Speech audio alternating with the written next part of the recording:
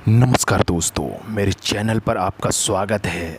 आपके लिए मैं लाया हूं ऐसी रहस्यमय चीज़ें जो मैं आपके सामने उजागर करूंगा इस वीडियो के माध्यम से। तो आप सुनते रहिएगा इस वीडियो को, बहुत ही इंटरेस्टिंग है। सबसे पहले हम बात करते हैं जो एक यूनिवर्स में सबसे पावरफुल चीज़ है, वो है गुरुत्वाकर्षण। क्या गुरुत्वाकर्षण बल एक भ्रम है या सच्चाई?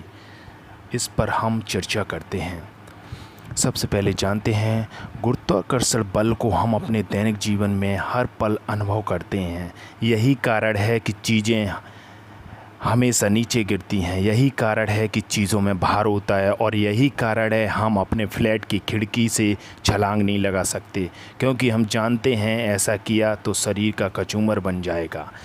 दैनिक जीवन के अनुभवों के आधार पर गुरुत्वाकर्षण बल को भ्रम कहना कुछ ऐसा है जैसे कोई इस पूरी सृष्टि को ही भ्रम कहे।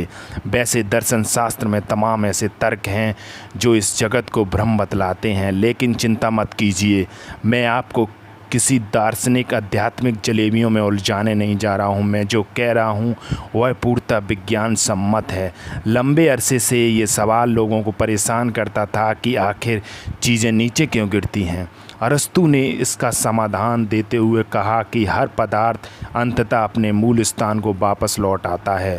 ठोस चीज़ों का संबंध धरती से है तो वे धरती पर गिर जाती हैं। पानी, पर्वत, झरने, नदियों से होता हुआ अंततः समुद्र में लौट जाता है, और धुआं हमेशा ऊपर उठकर वायु में मिल जाता है। ये समाधान कई सदियों तक लोगों को संतुष्ट करता रहा, जब तक कि न्यूटन ने गुरुत्वाकर्षण की खोज नहीं की।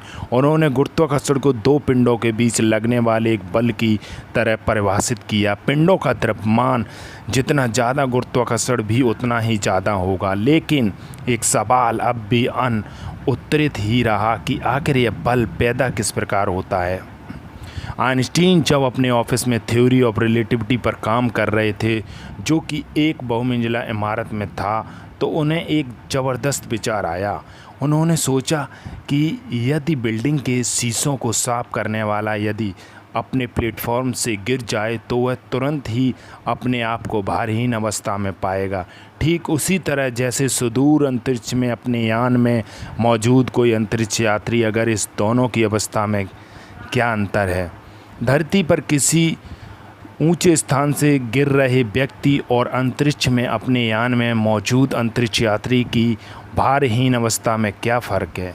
आइंस्टीन का कहना था कि दोनों की अवस्था में कोई फ़र्क नहीं है, दोनों ही पर कोई गुरुत्वाकर्षण बल कार्य नहीं कर रहा है, क्योंकि गुरुत्वाकर्षण बल जिसे एक आकर्षित बल की तरह परिभाषित किया जाता है जैसा कुछ है ही नहीं। लेकिन आप सोच सकते हैं कि यदि ऐसा है तो फिर बिल्डिंग से गिरने वाला व्यक्ति नीचे क्यों गिर रहा है, आखिर वो क्या है जो उसे नीचे गिरा रहा है। आइंस्टीन का कहना था कि वह नीचे गिर रहा है क्योंकि वह एक कर्व्ड स्पेस टाइम में है। धरती जैसे किसी भारी पिंड पर मौजूद चीज़ें नीचे गिरती हैं क्योंकि धरती का द्रव्यमान स्पेस टाइम में कर्व पैदा करता है। कर्व स्पेस टाइम चीज़ों को कैसे प्रभावित करता है, इसे ऐसे समझिए। हम जानते हैं कि इस धरती की सतह कर्व्ड है। मान लीजिए आप और आपका एक मित्र भूमध्य रेखा पर अलग अलग देशांतर रेखाओं में मौजूद है।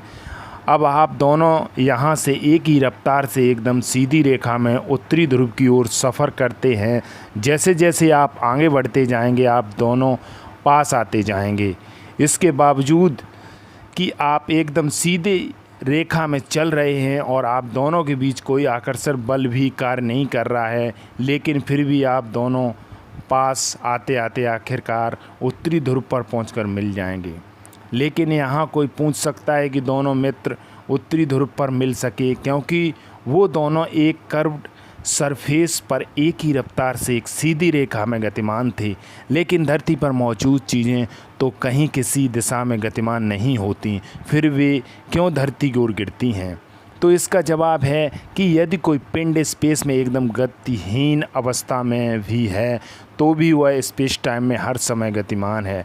लेकिन यदि ऐसा है तो हमें ये गति अनुभव क्यों नहीं आती?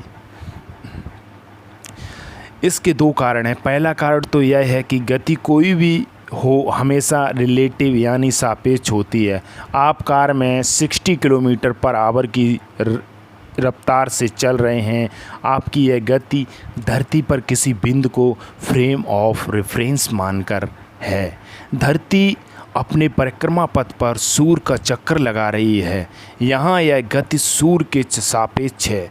सूर्य मिल्की वे के केंद्र का चक्कर लगा रहा है। यहाँ ये गति मिल्की वे के केंद्र के सापेक्ष है।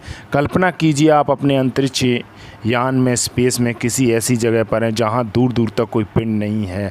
आप कैसे पता करेंगे आपका यान किस गति से गतिमान है? और दूसरा कारण है कि स्पेस टाइम एक 4D स्ट्रक्चर है, जबकि हम अपनी इंद्रियों से 3D यानी त्रियामी दुनिया को ही अनुभव करने में समर्थ हैं।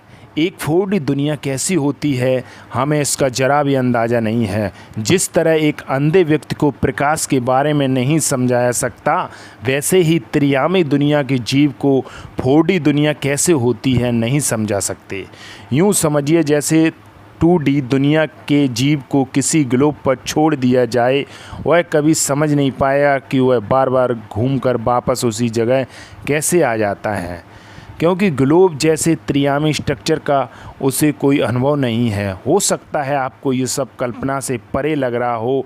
आप भी ऐसे इकलौते नहीं हैं। जब आइंस्टीन ने अपनी थ्योरी को दुनिया के सामने रखा था तो आप आदमी की तो छोड़िए, दुनिया के तमाम वैज्ञानिक को भी ऐसा लगा था। जब आइंस्टीन ने अपनी थ्योरी को टेस्ट करने का तरीका भी उनको बताया। जैसा कि हम जानते हैं प्रकाश एक सीधी रेखा में चलता है। आइंस्टीन का कहना था कि यदि वास्तव में द्रव्यमान और ऊर्जा के कारण स्पेस टाइम में कर्व पैदा होते हैं तो किसी भारी द्रव्यमान वाले पिंड के पास से गुजरने वाले प्रकाश को अपने पथ से विचलित होना चाहिए। हमारे सबसे पास में भारी द्रव्यमान वाला एकमात्र पिंड सूर्य है। तो यदि सूर्य के आकाशीय मार्ग पर मौजूद तारों की वास्तविक स्थिति और सूर्य के उनके प्रकाश के रास्ते में आने के बाद की स्थिति की तुलना करें तो वे तारे अपनी वास्तविक स्थिति से कुछ अंश विचलित प्रतीत होने चाहिए। लेकिन इसमें एक समस्या थी कि सूर्य की तेज चमक के कारण बैकग्राउंड में मौजूद तारों को देख पाना असंभव था। इसके लिए ज़रूरी था कि सूर्य के प्रकाश को समय के लिए अवरुद्ध कर दिया जाए। सौभाग्य से प्रकृति स्वयं पूर्ण सूर्य के दौरान हमें ऐसा अवसर देती है।